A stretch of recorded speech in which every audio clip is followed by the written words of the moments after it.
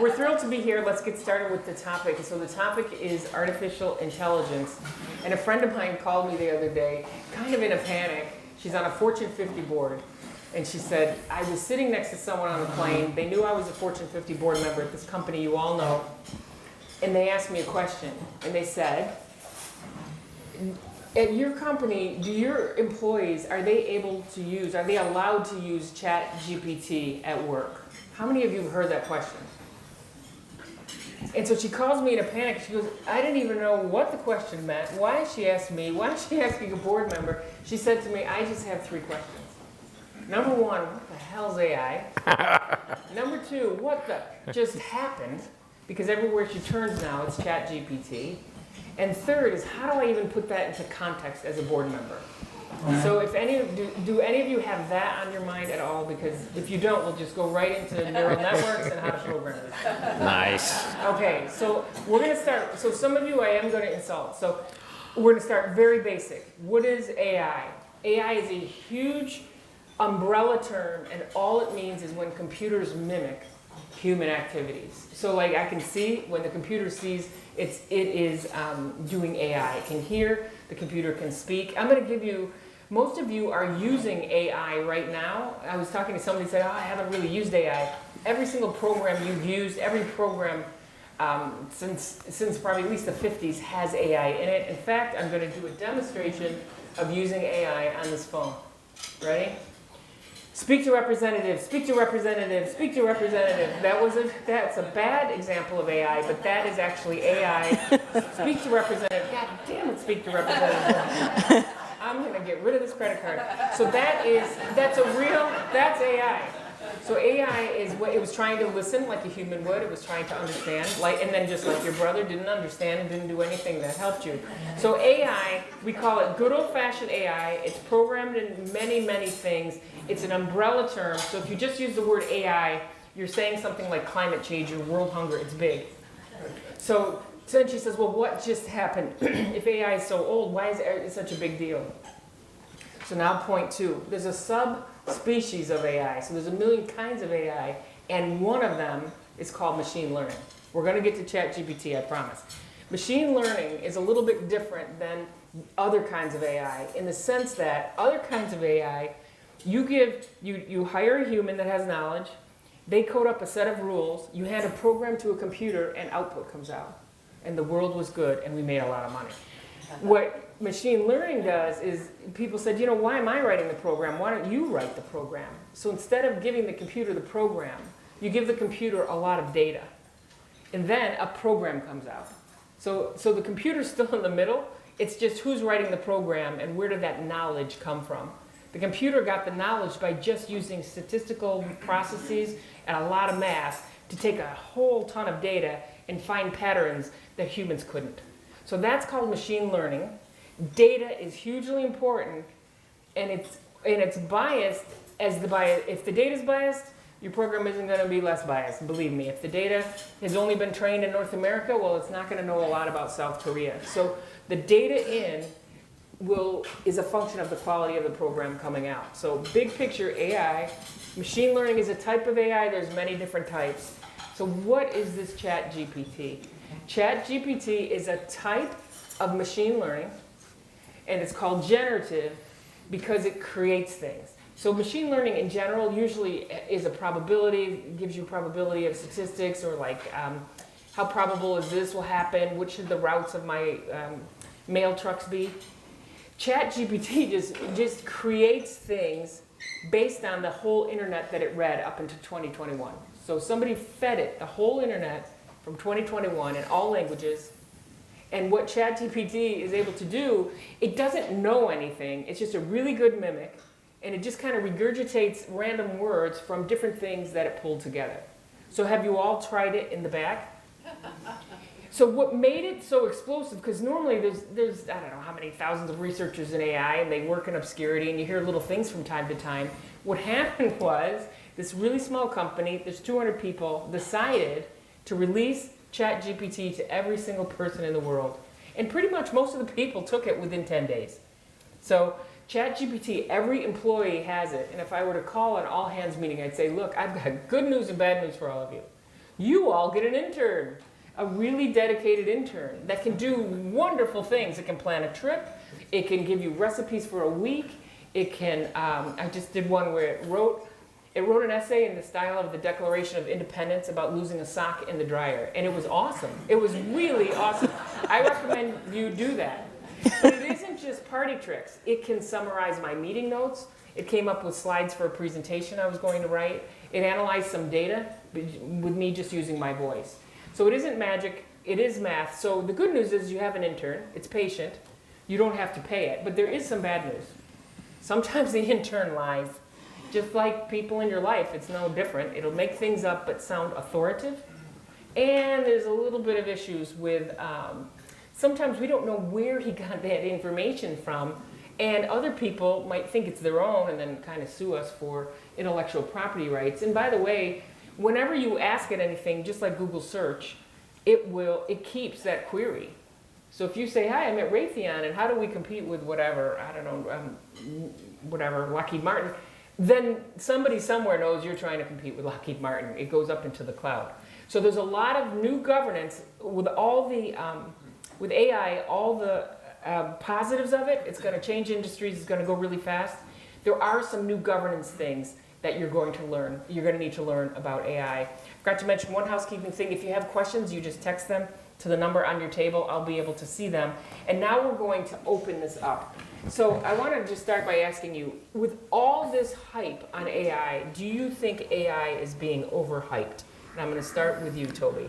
So the one thing missing from my bio that's super important is that 1978 I was the downhill speed champ on skateboards for Mexico. So that's the country of Mexico? the country of Mexico, where I was born and raised, and that's when my life peaked and everything downhill since then. So 88 kilometers an hour, which is 55 miles an hour, and I did it twice. Second time I fell off. Yeah, well. Not good at all. That's a shocker. So sort of three-part answer, right? All technologists, well, the vast majority of technologists are very hype-oriented folks. They're borderline religious, right? My tech is better than your tech, and let me tell you how great Oracle is and how much Microsoft is terrible, and it's not a science, right? It is a hype-intensive, buzzy, foggy thing, and AI is part of that. It's actually even harder because AI is changing so much. I spent an hour with the head of enablement at the company that makes ChatGPT, and he said, look, 3 months ago this thing did 25 things.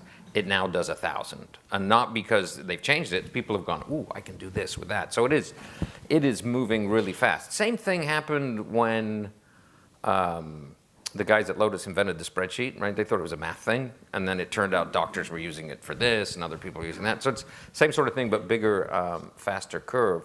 Why I think it's different and important is AI has become way, way easier. Lots of really complicated chunks of AI that you used to need a PhD to go use are bits of Lego that second-year computer students can just plug into a program. So, and then why AI is different than the rest of IT is it'll change the cost structure, the service experience, the lifetime value of customers, your internal agility of a company. And if you're better at those four things than your enemy, that really, really matters. Now, that wasn't true about AI 10, 15 years ago. It's definitely true today. So let me ask you a question. Do I just go to the store, like a drive-through, and say, look, I'll take two AIs to go, one for supply chain and one for my interns and marketing? Do you buy AI? You spend a lot of money on it, but no, you need, it really needs to be managed properly. About 10 years ago, I had a really lucrative consulting business going to companies and unscrewing up their tech, right? And AI was the worst. They'd have like 8 islands of AI doing different things. AI from? So there are vendors, lots of different competing vendors, and they'll be happy to come knock on your door. But you can build a lot of this stuff with open source tools that are essentially free. The big thing from a board level down is you can think of this stuff sort of like a factory, right?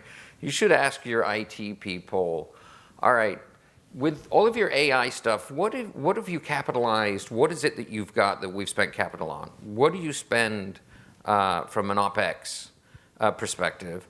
What's the throughput, just like a factory? And then what's the real impact that we care about in business terms? Get them to answer that and then go, okay, so where were you on that 2 years ago and where are you going to be 2 years from now? And I guarantee you 99 out of 100 will go, ooh, never thought about it that way. But it'll force them to think about it that way and it'll expose the spaghetti mess that most of them have. Before we get to governance, I agree with what you just said. But when I was last in a seminar on digital transformation, that's exactly, so I'm just trying to get the AI part of the equation out. Do I say, look, what's your AI strategy? Where are you using AI? And then the other one thing I would say is, it sounds like you can buy AI, you can build AI, you can partner with AI, but with ChatGPT, somebody just gave it all to your employees with no CIO gatekeeper. So yeah, ChatGPT is a very narrow piece of AI. It's in the paper a lot, though. It's a narrow piece of AI and does some really important things. I was at the Showcase GM factory in Detroit, 2 million square feet, and they're going to spend all this money to put sensors in robots.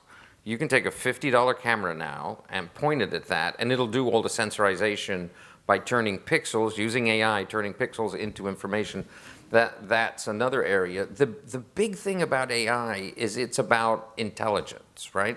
So the way I explain it to companies, and I wrote this down so I wouldn't forget it, is that if you're really good at AI, imagine who's connected to healthcare here?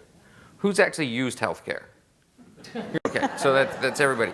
So if you've got two companies, one that's really good at AI broadly and one that's not, right? The board's been pushing these guys to get better and better in AI. They've looked at the throughput. So this company that's really good is going to be proactive, preventative, they're going to be precise, they're going to be pattern matched, they're going to be predictive, they're going to be process performant, and they're going to be peer connected, and this one's not. Which one of those two are you going to go to? And oh, by the way, the dirty little secret is that higher quality, lower defect is a better cost structure.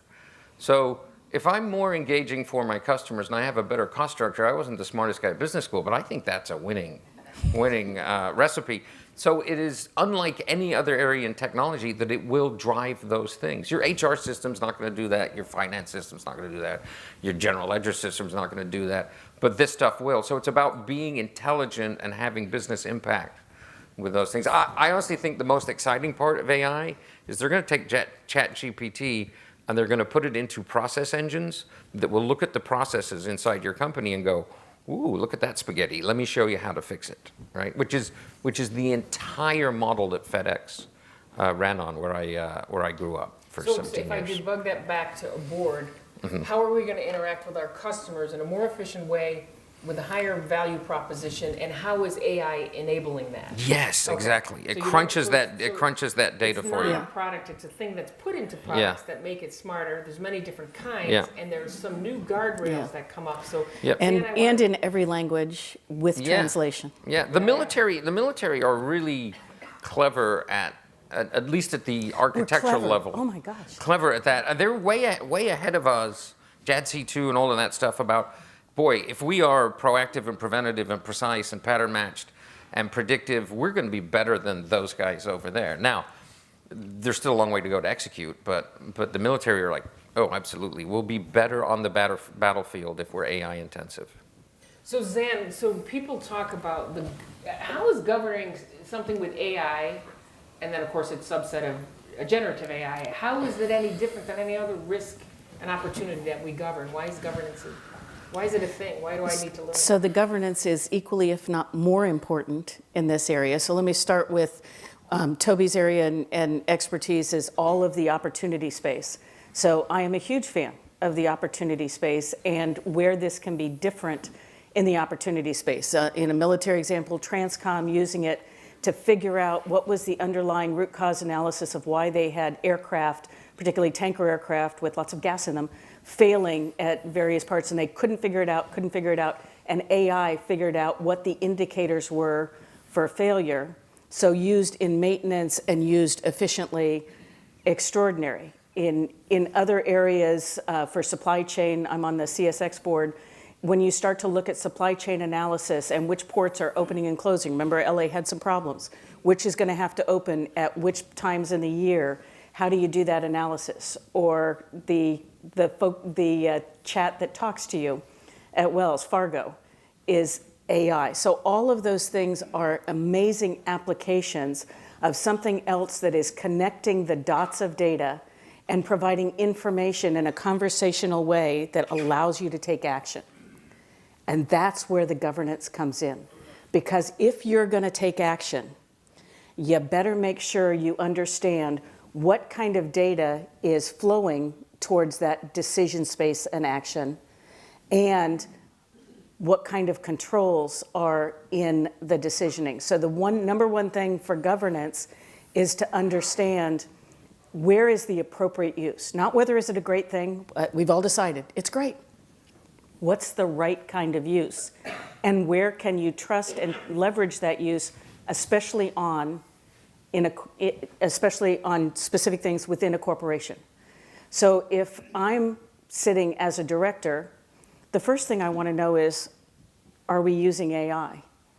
And when you ask that question of management, you're going to find out even your C-suite is probably not aware of all the places that they're leveraging artificial intelligence or its very close sister, machine learning. And they might not know the difference. Artificial intelligence, if you're using true AI, it's neural net. So remember when we were all kids and the teacher said, okay, you know the answer, now come up to the board and show your work? Yeah, AI can't show its work.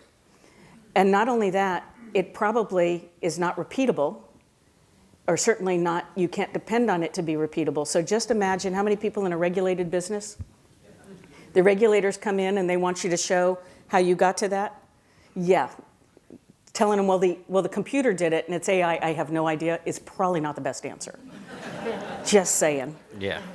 So if it's not repeatable, that says it's probably not right for that particular task. Now, on the other side, those things, remember the boxes we used to look at, the known knowns and the unknown unknowns? AI is extraordinary at bringing forward some things that are unknown so that you can look at them and decide whether you're going to make that part of your articulation. And so that's part of the governance side that says, okay, at its very face value, are we using it and are we putting appropriate controls and governance on how and where we're using it and who's allowed to use it for which activities?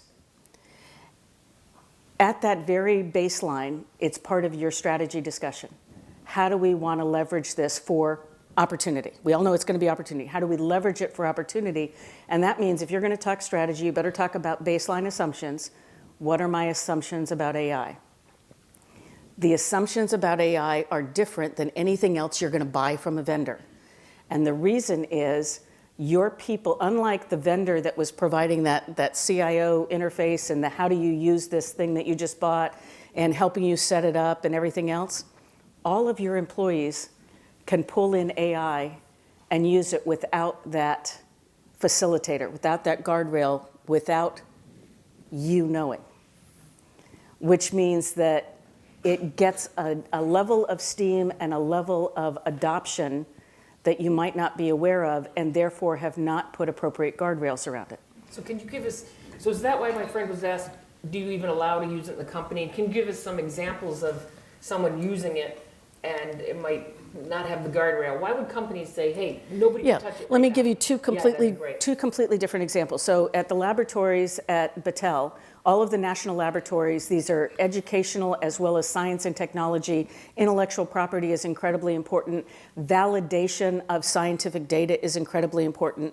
So they had to put out policy that says if you're going to leverage AI into your research, you have to document that you're using the AI, and then you have to go back and validate whether any of those things are already in the publications. And instead of being able to do the testing by saying the computer told me, you have to revalidate the results of the testing. And that probably means you're going to use a different methodology than what AI used. You have no idea what methodology it used. It's a brain. But you have to independently verify. Now, it can give you lots of results and give you a place to go, but it has to be independently verified. That's policy, and that's policy in the laboratories for all of those reasons. And they were very clear about, you're going to use these things, here's how you have to use them. And it made those individuals responsible, not the laboratory itself. So now you've put policy that says you're accountable if you use this, and you're accountable for these elements. Fast forward to, let's use a banking example. Any bankers in the room?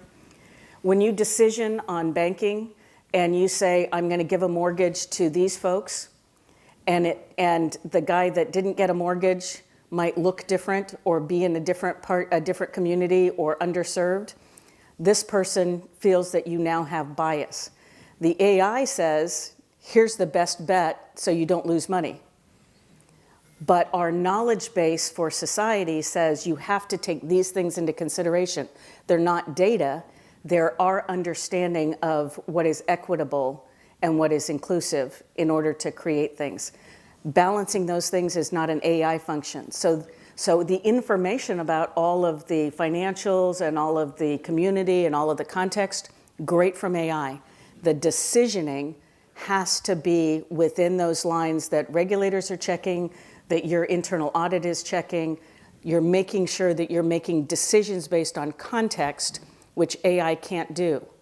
So in those two cases, it can help you move forward, but it can't do the decisions. And since it's not repeatable and you can't show your work, it can't substitute in any of those areas. Is that helpful? What I'm hearing is, how was this trained? Where did the data come from? Who tested it to make sure the data wasn't biased? And then who checked the outcome? Well, and the problem is you can't do that fundamentally in the way that AI takes information. You can make sure that it's got data sources, but you can't, it's not machine learning where you told it how to put those things together. It's not an algorithm. But you know, if you put biased data It's a thought in, process. it's going to be biased data out. Go ahead, Toby. So that's a hugely important point, right? It's not, machine learning is pattern matching. It just looks at patterns. If you take ChatGPT and you watch it learn and you give it the Library of Congress, right, that amount of data, it comes out with gobbledygook like a 3-year-old, right? The words don't even make sense.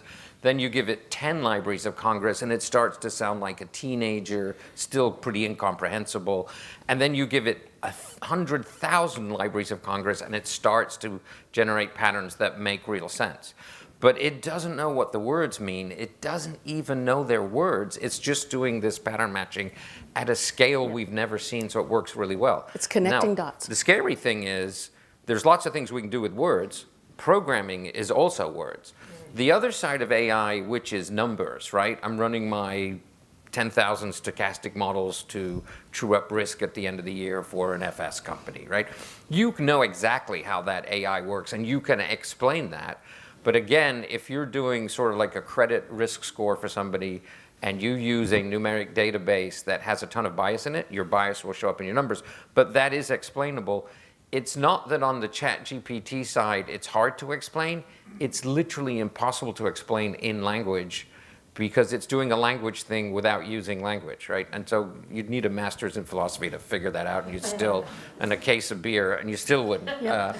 Although we've all got brains, right? So when you were deciding what you were going to eat for breakfast or when you were deciding how you were going to drive here, how did you decide that? Go through the whole process and all the information that you used and repeat that. We can't do that. Yeah. It's neural nets. Yeah. And so as long as you understand that that's what you're talking about, then you control it differently because I'm not sure I like all the brains. Yeah. And I don't know where you've been. The super exciting thing for me at this time is that and we need to get this across, is this is a pivotal different time, right?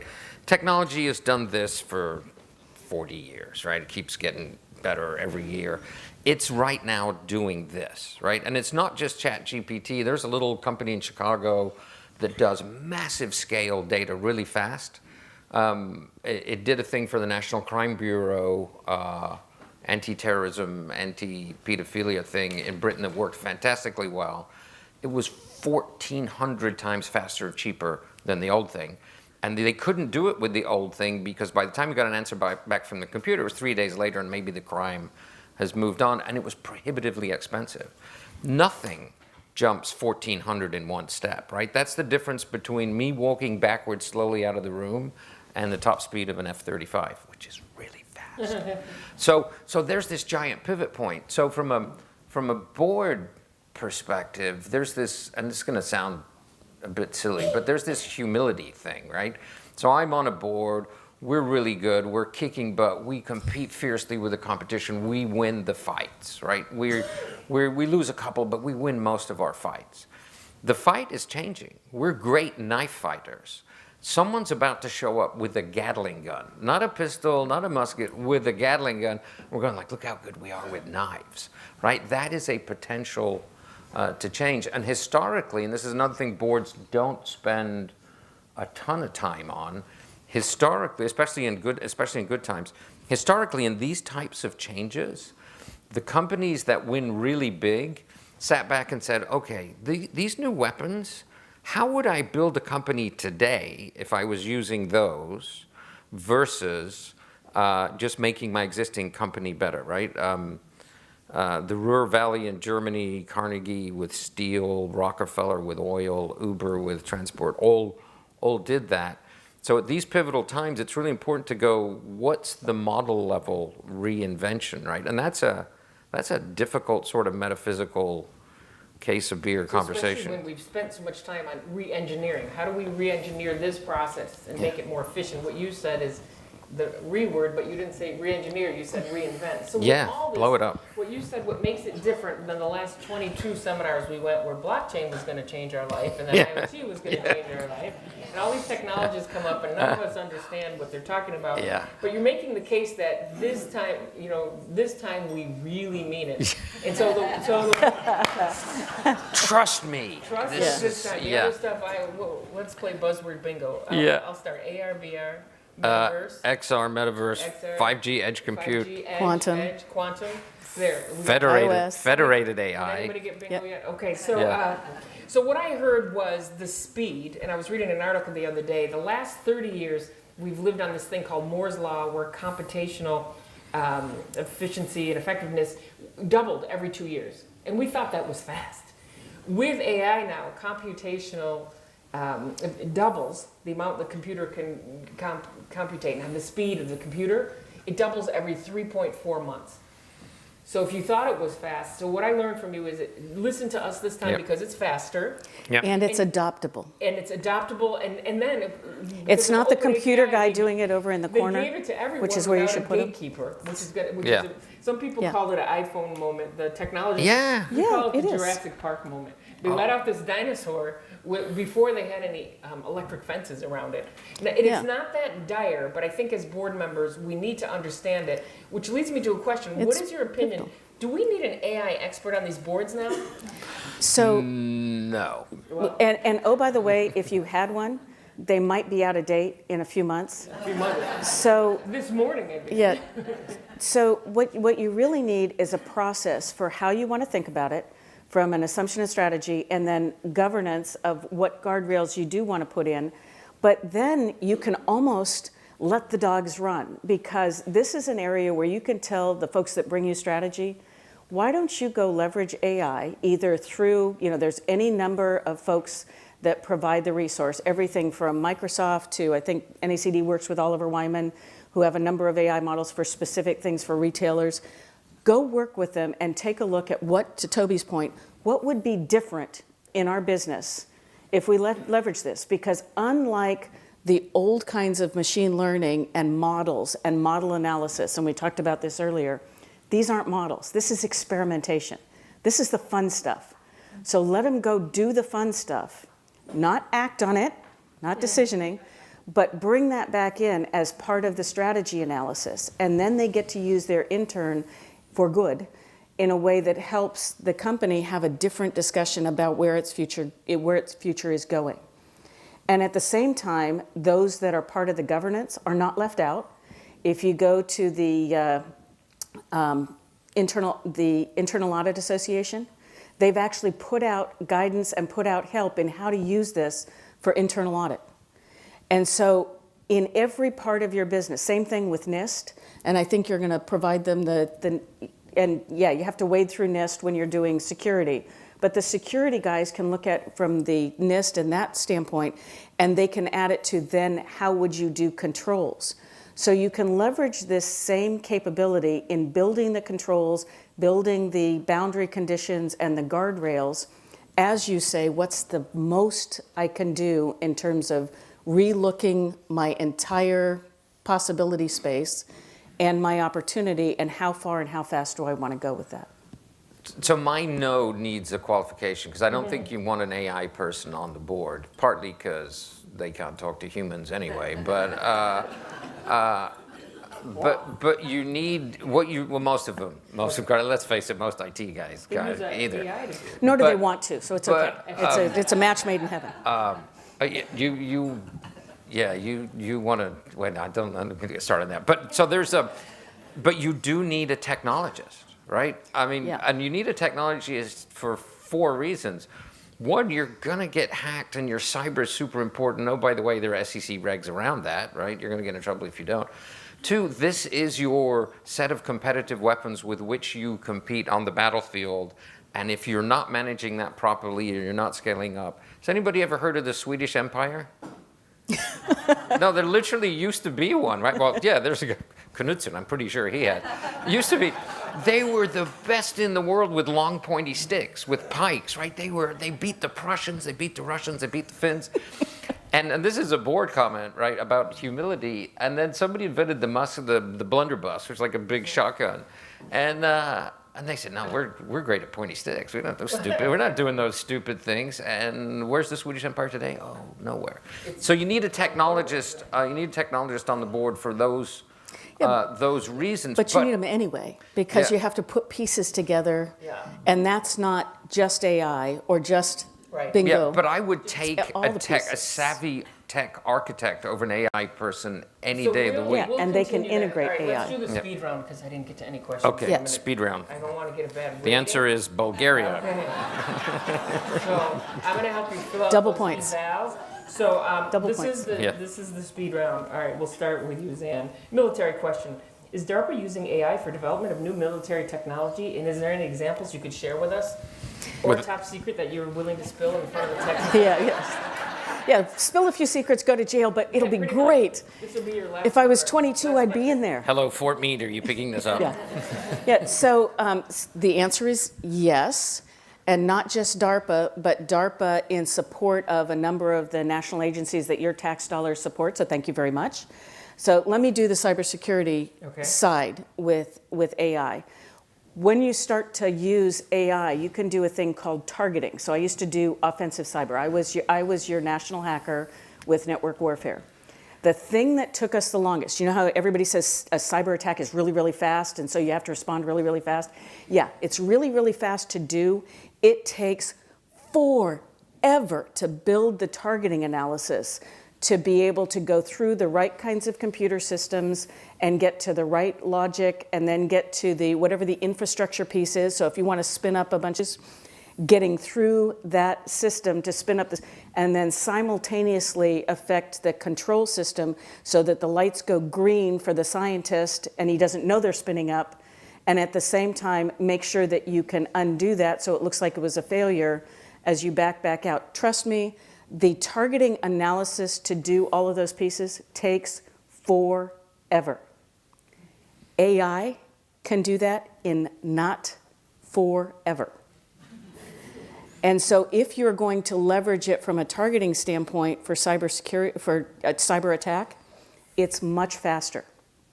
Now you can also leverage it to say, what are the vulnerabilities in the defense? But the attacker only has to get it right How once, and the much faster? defenders. Is that a secret?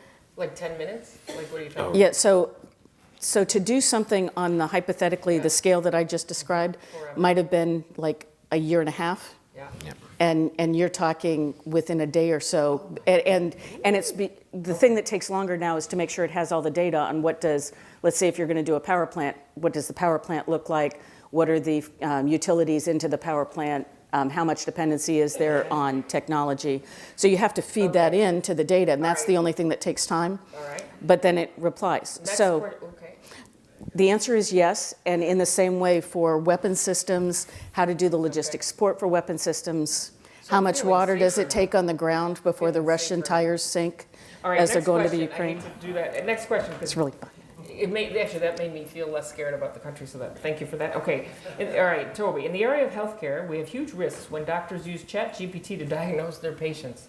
Hopefully not in front of them. How do we, as a board, approach the opportunity that they may have the wrong data from ChatGPT? You know, a lot of questions came in on. Zan was talking about guardrails. You need guardrails. Yeah. How does the board approach Using that? it to diagnose them would be decisioning. It's an even murkier problem because there's a percentage of doctors where ChatGPT will be better, right? And the fact that ChatGPT does something bonkers every once in a while, it's like Do you have a list of those? it's like caddies, right? I play golf.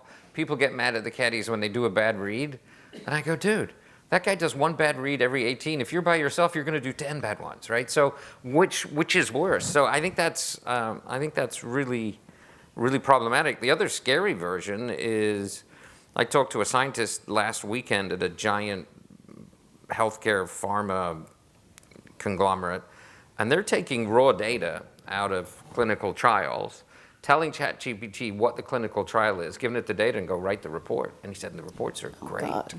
So how do you catch that? And then the other side of it is bad actors, right? Anybody ever get a phone call saying a Nigerian prince has left you some money, those things don't work because they're bad. But guess what? They work. Phishing works more than anything else in hacking. There's a bunch of people in the And dark they web sound right real. now running things through ChatGPT, making that better and better and better. They use the same script and using that your whoever you would normally voice talk to and uses. finding your network of people. And I get an email from my chairman that says, "Hey, remember we did the golf thing last week? Here's a photo I want you to look at. It's really funny." And I click on it, and you know what steganography is, and Anna does because we talked about it. Hiding messages in pictures, and boom, they eat my computer. The little pixels. The other crazy dumb thing, really quickly, this is going to happen by summer, and you'll go, "Oh, Toby told me about that."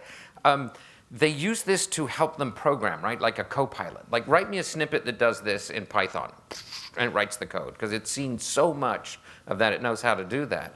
Some people are saying, not just write me a snippet, said, okay, here are all your resources in the cloud. Write a program that investigates this, and then comes up with a question, and then writes a program to solve that, and then writes another program to solve that, and then give me the output. These things are going to go and eat up an entire cloud platform in the dark because the junior person who used this and thought they were really smart didn't know, and it'll be like releasing a worm. And some big company's entire cloud platform will blow up because some kid with ChatGPT went, "Oh, you go do that." So a lot of questions. That's excellent. It's not excellent, it's really bad. Oh. With boards, like the boards I'm on, we're predicting a 50% improvement in productivity in our programming. So this generative AI makes things up like prose.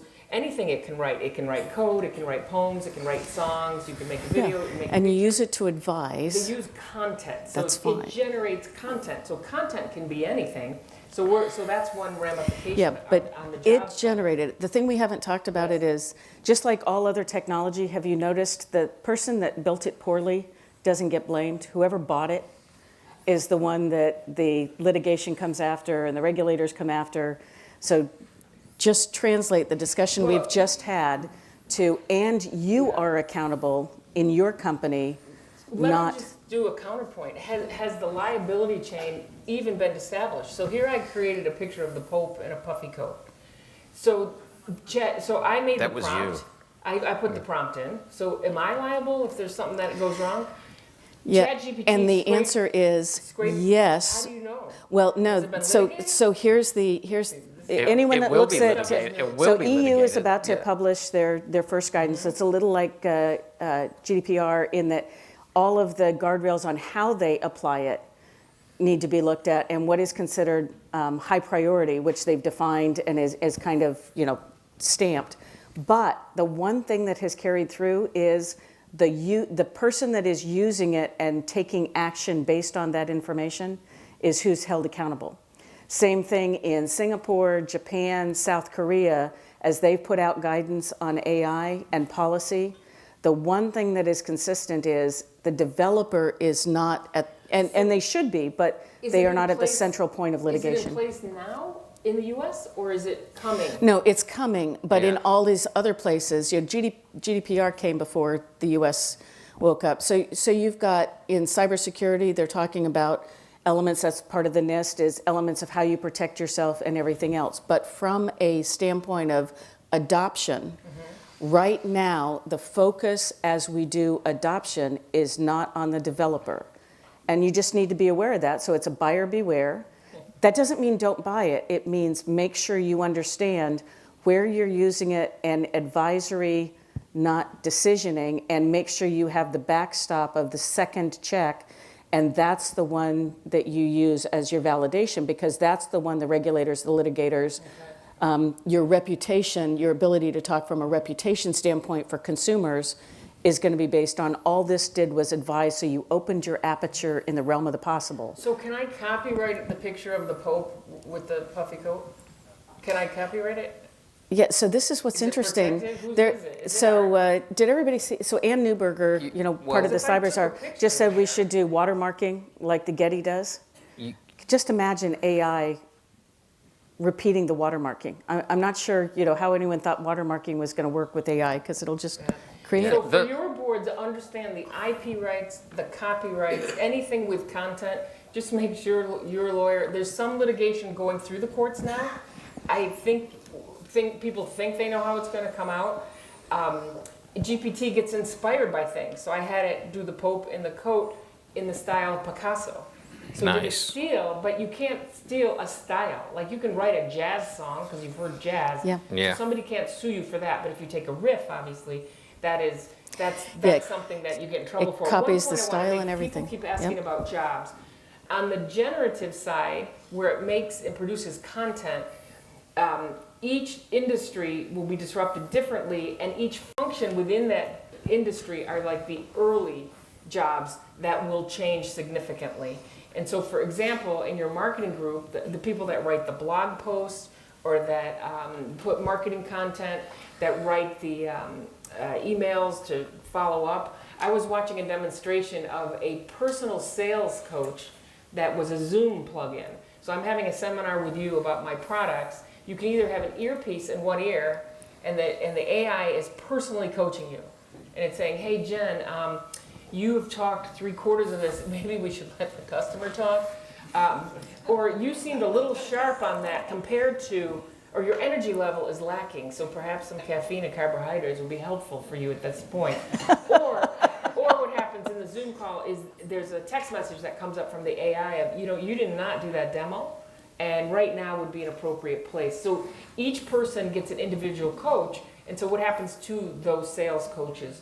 The media companies, this is a huge disruption. I think they're going to go first. So you see the screenwriters that are on strike now. So if your job is to produce content, ChatGPT can write a whole book. I'm not saying it's good or not, but you can keep iterating. It's a brainstorming partner. So I think what I would do as a board member you can't roll out AI across the whole company all at once at the same time. Isn't that the name of the movie?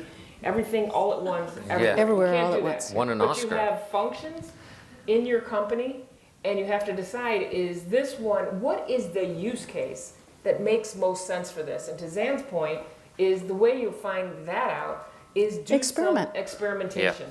So if you have the right culture of experimentation, and I would say with ChatGPT, the companies I'm with, they have walled it off, they call it a playground, and they've outlawed other people from using it, but they know everyone is still using it. And they're using that to come up with policies, how to make guardrails, and they're going to self-govern until these laws come in. And so it's really hard to make a ChatGPT policy for your company because it's different than the other companies. So through experimentation, I forgot to say one thing about your intern. There's this word called emergent. and it's a computer science word. And what it means is when this generative AI does something that no one expected. So I'll give you an example, because it'll just start showing up doing different things. This AI that came out, ChatGPT, it was trained to have all the answers in English, and it was rewarded when it was proper English and it sounded English native speaker. One day they said, why don't you just answer in Persian? And it had perfect Persian. All the developers were shocked because they hadn't done reinforcement learning and training on the different languages. So that's called emergent. When it just shows up with a new skill, you're like, whose house did you go to? Where did that come from? So you want to use a playground, figure out how you do it in your environment, come up with policies, and use that experimentation to decide what your guardrails are. And it also leads to, some people are going to be afraid of it. They're going to see this coming as a buzzsaw for their job. And what is your value proposition if you're going to So your policy may have to change. You've probably noticed in HR, certainly in the general counsel's office, the policy is always about what you can't do. It is really important in this time to say a policy that says, how can you do it? How do we want you to do this, and think about it, and as long as you stay along these paths, this is good, because then it's participative, and all your employees or all your leadership is participating in doing it, as opposed to saying, no, no, no, no, no. So it's a different kind of policy consideration when you can leverage, when every person is able to leverage this, help them understand from a policy standpoint how to best leverage it, and where they're going to get in trouble if they leverage it a different way. And that's the negative side, but so facilitating. Two cautionary tales, right? So no amount of fantastic technology and putting a brilliant technology architect on your board will save you from bad strategy, right? Yeah. It just won't. I was at Motorola 15 years ago, best-selling phone ever until somebody made one of these. And I spent 4 hours with a whiteboard with one of my mentors, a big Harvard Business School professor, 6'9", 300 pounds, that big, has a building named after him, and he's not dead yet. Normally you have to die to get the building. And we sat with the whiteboard going, okay, let's do the HBR article on how Motorola fell off a cliff and pretty much died and got chopped up. And the entire thing boiled down to, if you have fantastic tech and you've worked really, really hard on that, and you have a really bad strategy in your biggest business unit, and you execute that bad strategy really well, it'll kill your company. And we tried to stretch it into an article, and we just couldn't get it. It was that, and he was a PhD computer scientist before he went to business school, and we went, oh yeah, strategy eats that. The other thing is technologists are mostly bricklayers, right? They are good at slapping bricks together, and they build things. They don't spend a lot of time, because technology is a pretty new field. It's not like shipbuilding or building buildings. So a lot of them don't spend a lot of time with architects. And they build stuff, and then it falls over, and it breaks, and it gets hacked because they haven't spent time on the architecture side. So having doing a the system technologist, engineering, having a technologist on the board who understands architecture, if you interview anybody for a board and go, what do you think about tech architecture? And you get a blank stare, just go, don't. Every big cyber problem, every big tech problem I've seen my entire life, the architecture was broken. Just broken. And then to make this even harder, I think McKinsey reported don't keep making it harder. 70% of CIOs are graded by their CEO as really not very good. I talked to a giant European FS company, hundreds of years old, a few months ago, and they referred to their CIO as a head of wet lettuce. Oh, isn't yeah, that, and I'm like, and it that was with a really thick British accent, and I go, so that's not good, right? I thought that was And the Prime just, Minister of Britain. Well, it's an entire career fair where we Liz rewarded. Truss. Yeah. So we have a table exercise. Oh, we have a table exercise. That was great. Although, I'll just sneak one more in. We'll do it. Okay, so on your table, there's a card like that. It's your job to find it. And on the back are 3 questions, and you can pick any or all of them.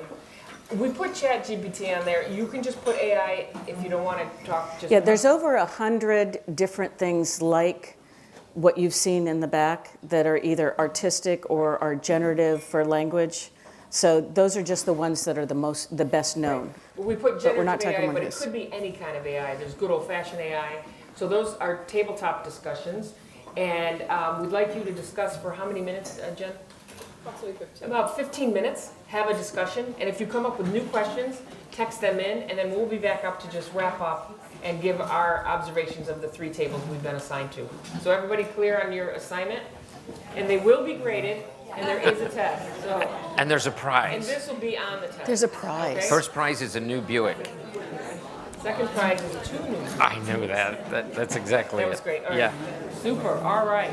So I'm going to ask my colleagues here, what was the one thing you learned at the table, either that you didn't know before or that wasn't discussed up here?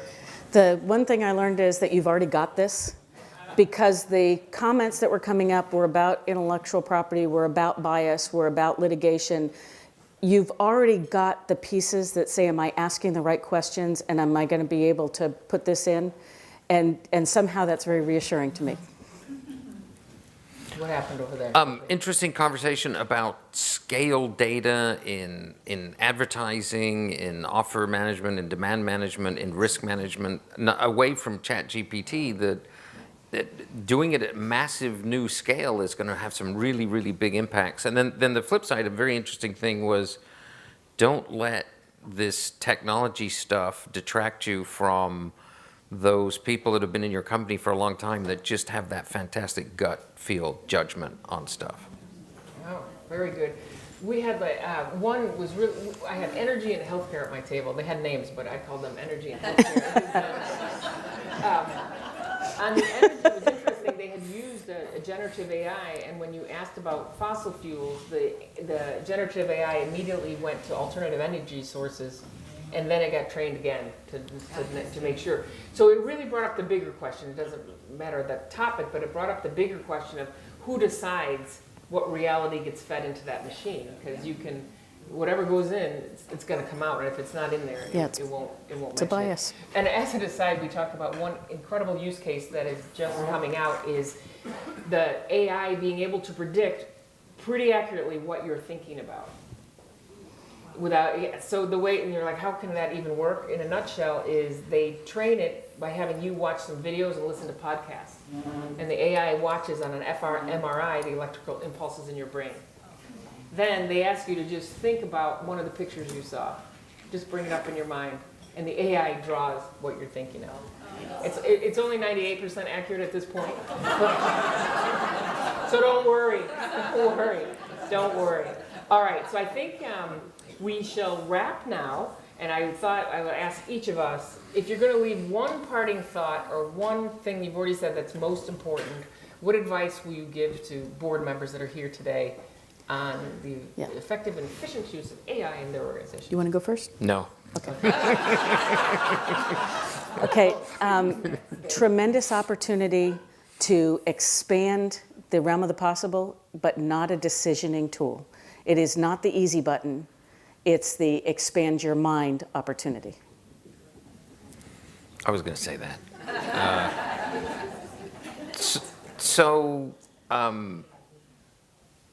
It's a unique time where the weapons on the competitive battlefield are going to change so much. You cannot be the team at the gunfight with a knife, right? So you need that. It's that important, different than it has been for 30 years. So you really need a technologist on the board that you can trust, and you ask them 2 questions. How important is architecture? And explain that in a non-technical way, right? We all know how important architecture is for this building, or city planning is for a set of buildings. And then the second question is explain how technology works in factory terms, right? If they can't tell you about inputs and outputs and process and throughput and OpEx and CapEx, you just got a technologist, right? They're not going to be able to play. That even if you, when we talked about brain surgery at our table, that if you're going to get brain surgery, you're going to need a second opinion, right? You're not going to go, oh yeah, thanks. Nora, I'll do, that's the right brain surgery for me. It is kind of like brain surgery. It's complicated. It's full of errors. So you need, even if you get that person, you need a trusted second opinion. You need an expert. And if I could add one thing, there's this concept that I love called journey talent. And I love it because I invented it. But if you're going to go on a new journey, seed your organization with some talent that's been on that journey before. And you can find it and steal it from other places. Down in the trenches, in the middle, but go get journey talent. Interesting. All right, then I'll wrap it with, let's see, I think the most important word was inflection point. I know we've, as technologists, That's 2 words. try to tell you, is it, I put a hyphen in it. It doesn't have a hyphen? Go with the hyphen. Okay. I know we've told you that before, blockchain, et cetera, but I'm really telling you, don't listen to that. This really is an inflection point, and I think we've all been through some of these disruptions before. What'll make it different this time is how fast it will go. So if you weren't, I think it's good if you didn't pay attention to blockchain, IoT, AR, VR, whatever. This one I would pay attention to. So as a board member, I would get educated. And in the post panel, you'll get an email. And we put some sources in there, videos to watch, things to read. We try to put a curated list together. And it's going to go really fast, so you're going to have to self-govern for a long time because the law, you're not going to get the right legislation. So you're going to have to anticipate what it is and just use your values and common sense. And then finally, on the speed of it, I'm just reminded of a line from an Ernest Hemingway book where the character was asked, how did you go bankrupt? Like, how did this happen? He goes, well, first it went slowly, and then it went suddenly. And that's how I feel about AI. We've been screwing around with it forever, and we're right now is the sudden part. And so if you haven't paid attention, that was good for the last 60 years. This is the time where we're going to get sped up. It's going to be 50 to 60 times faster, the rate of rolling out new technology. You will see it in the news every single day. It's nothing to be scared about, not time to panic, but you do need to prepare as a board. And